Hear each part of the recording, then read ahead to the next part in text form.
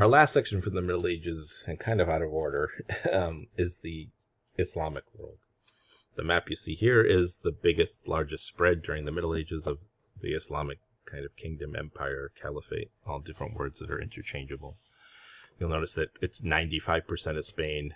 It's a lot of Eastern Europe, Austria, parts of Austria, Bulgaria, most of Greece, parts of Romania, are all in, as well as parts of the Soviet, what would later be the Soviet Union / Russia / now it's Kazakhstan and Georgia and Armenia, all of the Middle East, basically all of North Africa, all the way to India, and it, pretty much spread from there later than this, but empirically, empire ways. Sorry, empirically is the wrong word there, but empire ways, imperially. There you go. This is it, the green. So you can see it's pretty huge, right? So in that process of all that green that you just saw, all of those little things become part of the conquest, part of independent kingdoms, break away, so they're not always solidly just one place. So you'll notice there's the Umayyads, the Abbasids, the Mughals, the Safavids, the Ottomans, right? And all of these things are split from each other, fight with each other. So I don't want you to think this is one conglomerate that's always universal and always together. It's not. They're constantly fighting amongst themselves. Most of the fights happen over, believe it or not interpretation. So unlike Christianity, which had 41,000 kinds that we spoke about, Islam has several kinds, but it's not over interpretation. And we'll talk a little bit about why. It's more over about who should be in charge, right? So traditionally, Muhammad's born around the year 570. He has a vision where the angel Gabriel, the same one that told Mary that Jesus would be her son, comes to visit him and says, I told the Jews, God revealed himself to the Jews, and then he revealed himself more through Christ, and now this is the final revelation of God through me, through Muhammad, via me, the angel Gabriel, who I'm going to tell you what to write down, and then Muhammad writes the Quran through the angel Gabriel. Again, traditionally, you don't have to believe it. So Muhammad first lives in Mecca. He comes from a wealthy trading family, fairly successful, very successful family. And then he has this vision. He tells people about his encounter with the angel Gabriel, and for the most part, it's not accepted. They're stuck to their old traditions, and they don't really want to listen, and they don't believe him. And basically, kind of like your crazy old uncle who's telling stories that he talked to angels.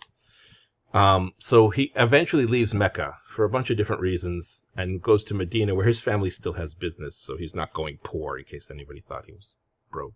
And when he's in Medina, he doesn't meet the same resistance he met in Mecca. In Medina, he easily converts people, and eventually converts the entire city, right? And that leaving from Mecca to go to Medina and then back from Medina to Mecca is called the Hajj or the Hijra. It's an event of pilgrimage for every Muslim, every able-bodied Muslim has to try to do this same thing at least once in their life. When he returns to Mecca, he brings with him an army, because he's afraid that he might meet resistance when he comes to Mecca. But when he gets to Mecca with his army, the people of Mecca basically, well, no, we always believed you. You don't have to bring those soldiers in here. And so he converts Mecca as well.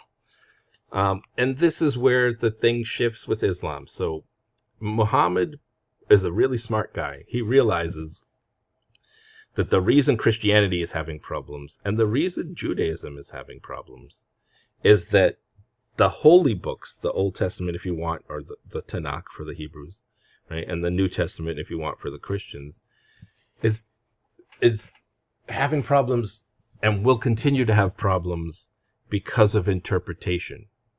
Because I think it means this, and this guy thinks it means that, and the other guy thinks it means this, and nobody knows anything of what it means. So one of the early rules of the Quran, and I am going to show you some quotes from the Quran, but they are unofficial, and I'm going to tell you why they're unofficial. Because they're in English. And so what does that mean? It is not illegals, because that's not the word, but it is not legit to read the Quran in any other language other than Arabic. Muhammad realized if you start to translate and put it in local languages, then words that mean one thing in Arabic might not mean the same thing in English, or might not mean the same thing in Coptic, Egyptian, or might not mean the same thing in French, or might not mean the same thing in Spanish, and you lose something in translation. So not that it's banned to read the Quran in translation, but if you're reading the Quran in translation, it's not the official version, and you can't really believe what the translation says, if that makes any sense. I hope it does. And that, he figured, would keep some of the problems that the other big religions were having with people interpreting rather than understanding what's being said. Unfortunately, Muhammad dies, as all people do. And when he dies, he didn't pick who should be in charge, at least officially on paper. And so there is a kind of power gap and different. This is where Islam splits. So for those who are like, well, Professor, you said there are different kinds of Islam.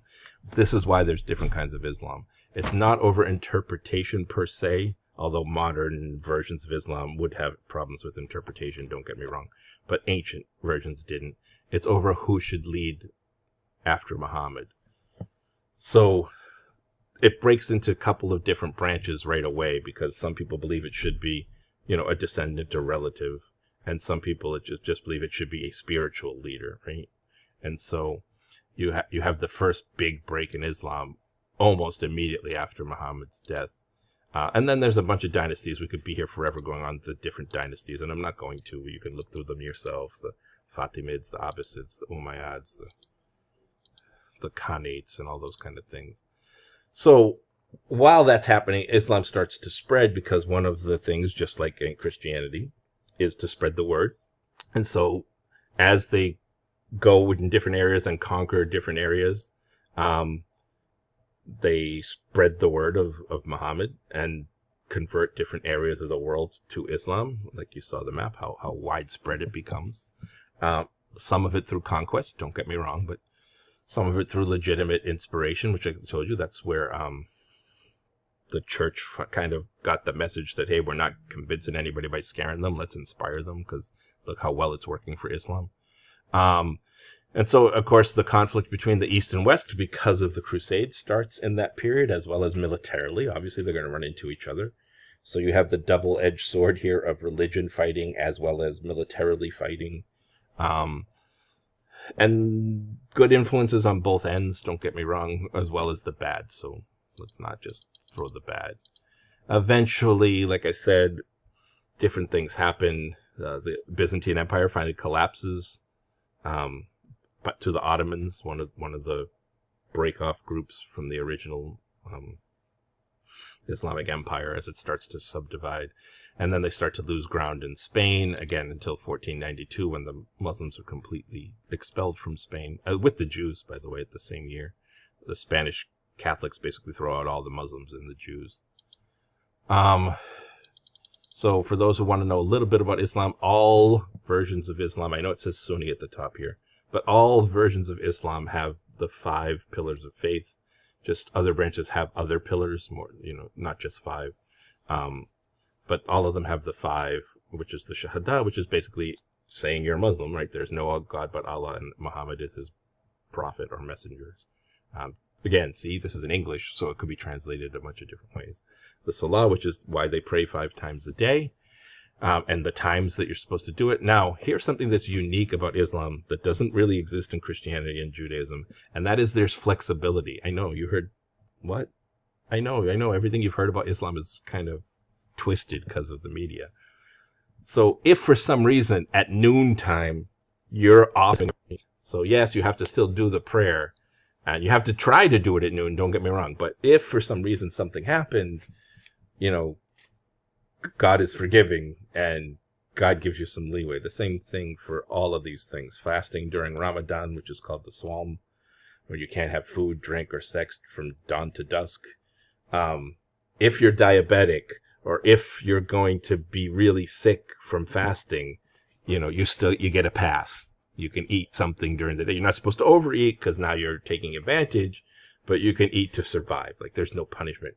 And the same thing even with the Hajj or the Hijra, the pilgrimage. Able-bodied Muslims have to make the pilgrimage at least once in their lifetime. But if you're disabled, again, Allah, God is not going to be punishing you. Again, the other thing I need to talk about really quick here is God is Allah. That's the same thing. I know a lot of people, especially in America, think that Allah is a different God. Muslims worship Allah, but I worship God. Allah's just God. It's no different from the Jews calling God Yahweh or Adonai. It's still God. Or for here, make it easier for everybody. Spanish people don't worship God. They worship Dios. You realize how silly that sounds now, right? So it's the same thing. Allah's just the Arabic word for God, right?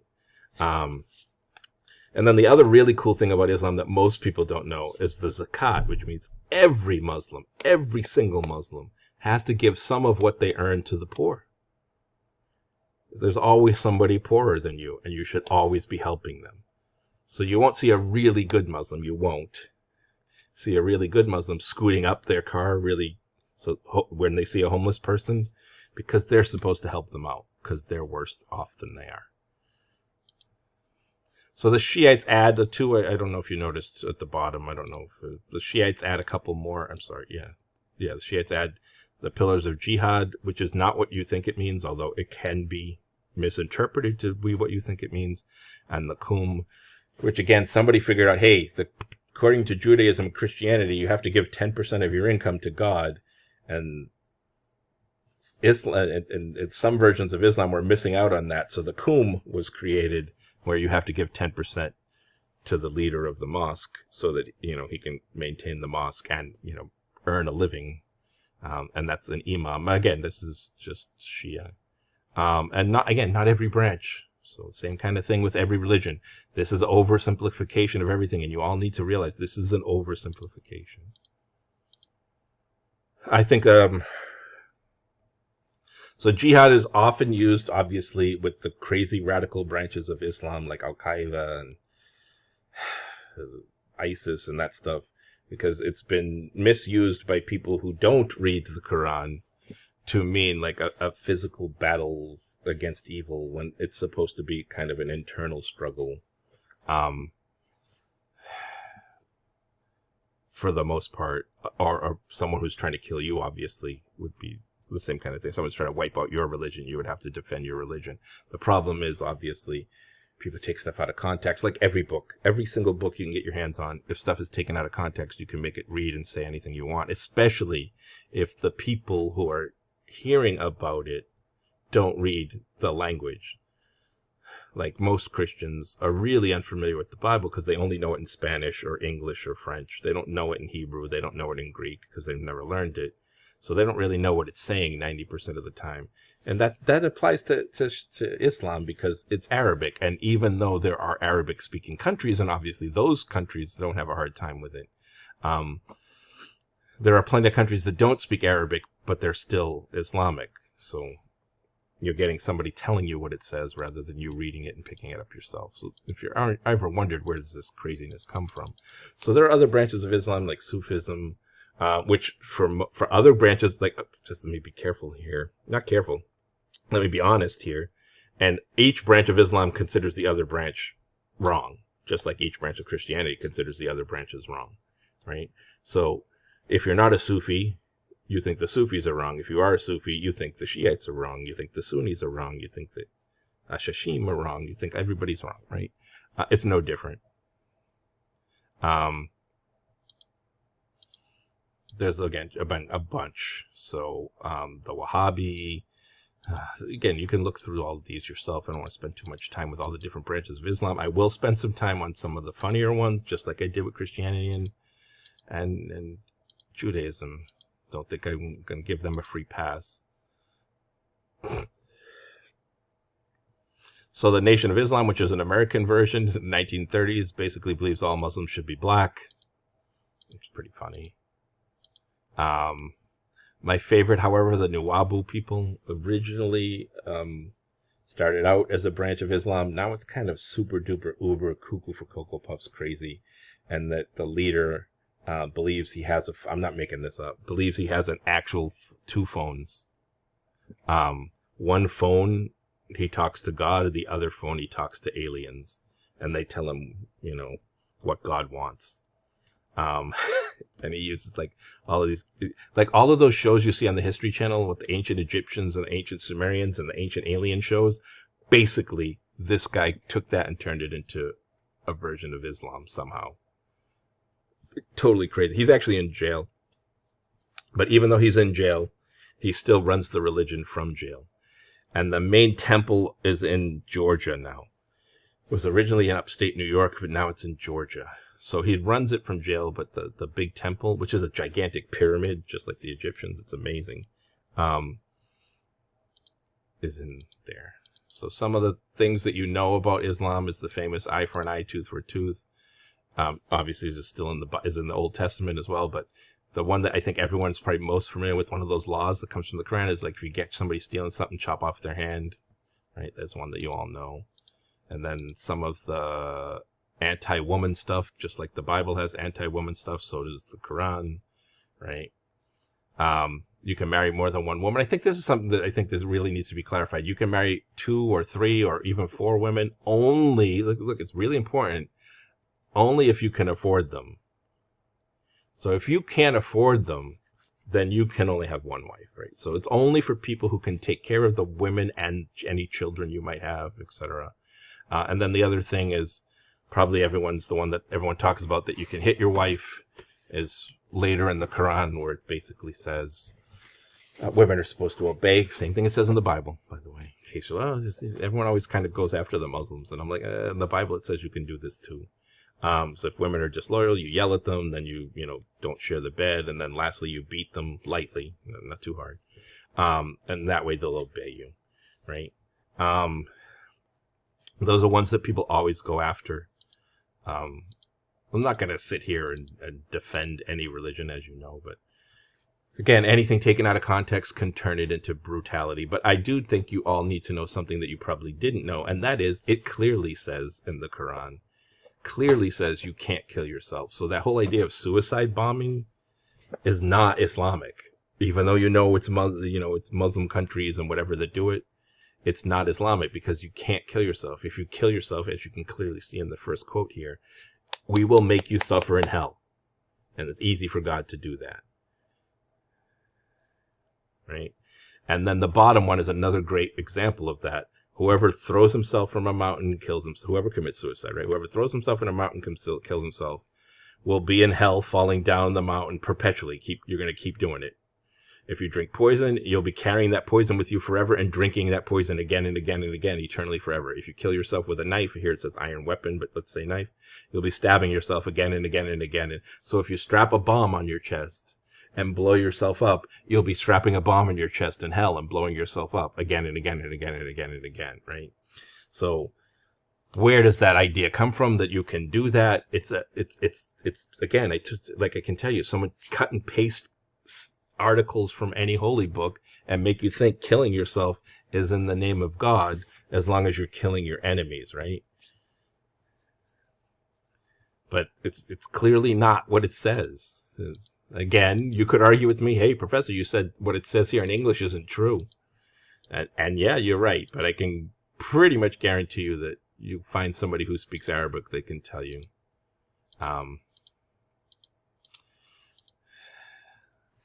that's not what it says. So the other big thing that everyone talks about is when you die, you get 72 virgins. It's not in the Quran anywhere, nowhere.